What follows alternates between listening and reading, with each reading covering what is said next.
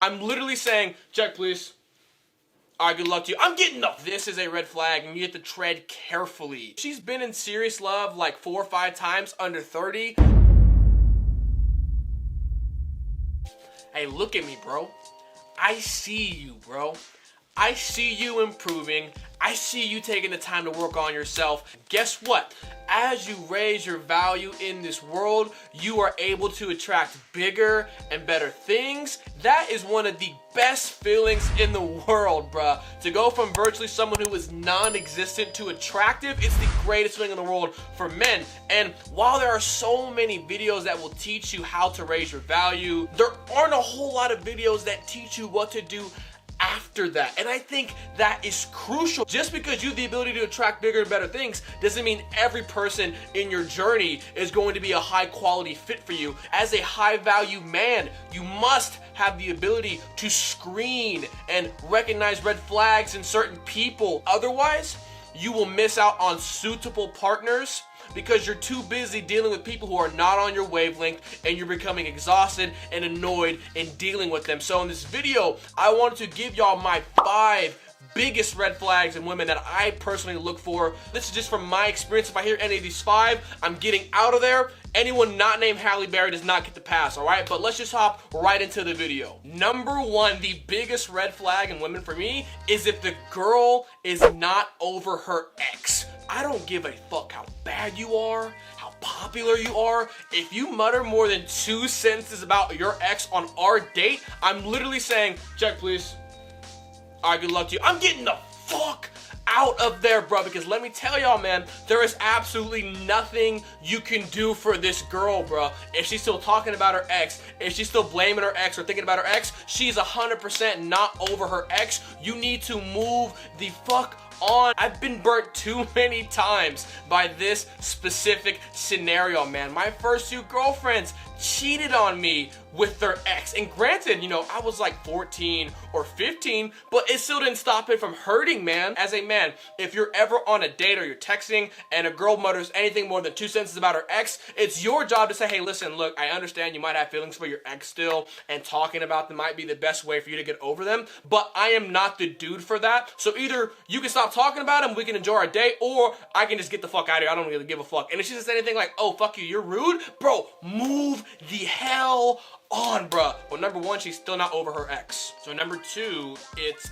if she has a history of being in abusive relationships. Now, I know this is a sensitive, touchy subject, so what I don't mean is just a girl who just got out of like one abusive relationship. I understand that. However, if the girl has a history of multiple reoccurring abusive relationships, there's a couple of red flags that need to be drawn there, man. Something in her brain is thinking that this is love. Certain women grow up with this idea that like love is like this traumatic thing, and it's, you know, it's highs and it's lows, it's ups and downs. They get addicted to like the emotional roller coaster that comes with that, man. So you just have to recognize, if you're a man and you're dating someone with a history of this, that hey, you know, maybe your stability and your peace might kind of scare off in a sense. And the best example I can give y'all, man, is growing up, there was a girl who dated this abusive ass guy in my neighborhood. But what had happened one day is that this dude came to her house and just beat the shit out of this chick, and she ended up breaking like all her furniture and stuff like that. And I remember 2 days later, after he got arrested, talking to her, and what she said just baffled me. But she was like, if he didn't love me, then he wouldn't hit me or something like that. But it was just something crazy like that, man. But yeah, y'all recognize that this is a red flag, and you have to tread carefully when dealing with girls like this. Alright, so I bet this one's gonna shock y'all right here, but number 3, she's been in love too many times. Now, before I say, Matthew, how is being in love a red flag? Let me explain, bro, because this is true. There's this idea that like love is like infinite and you just always have a source of love supply, and that's just the biggest load of fucking bullshit, bro. Anyone who's been in an intense, serious emotional relationship knows that that shit takes a toll on you, bruh. A long-term relationship that requires time, energy, emotional effort, dude, when you leave from that, it becomes harder and harder to bond with the next person. Just my humble opinion, you have maybe 3 of these relationships in you, 4 if you're really built for it, bruh. But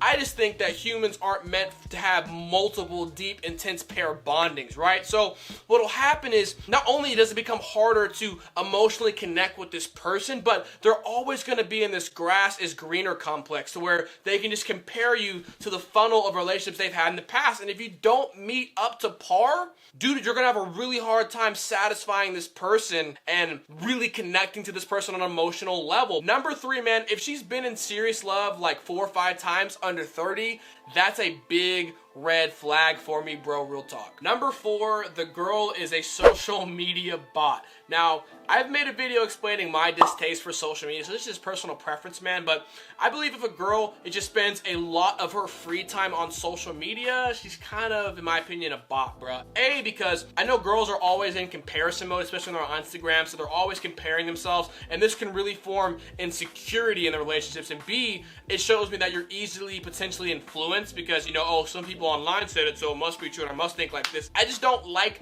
that style of thinking. Now, I'm not saying you cannot change your mind and be malleable to change, but, you know, if you're getting a lot of your ideas or, you know, your thoughts from social media, you're not really having any idea on your own, that's kind of a like groupthink mindset to me. Another big thing too, man, is for me, it's like you're worried about stuff that has absolutely nothing to do with you. Like, why do you care so much what's going on with these celebrities? Like, to me, that's just a really big red flag. But number 4, if she's like a social media bot, not a fan. Number 5, last but not least, man, she doesn't care about you. And what I mean by that, because that's hard to think, but the only thing that interests her is me, gimme, I want. That is not a person you need to be dealing with, bro. And how they'll show this to you is they'll talk about them 24/7, but the second you bring up yourself, they stop listening. They don't listen to you. They just wait until you're done talking so they can speak again. They do that. They're not interested in your careers or your pursuits or your hobbies. They're only just interested in themselves and how it can benefit them. And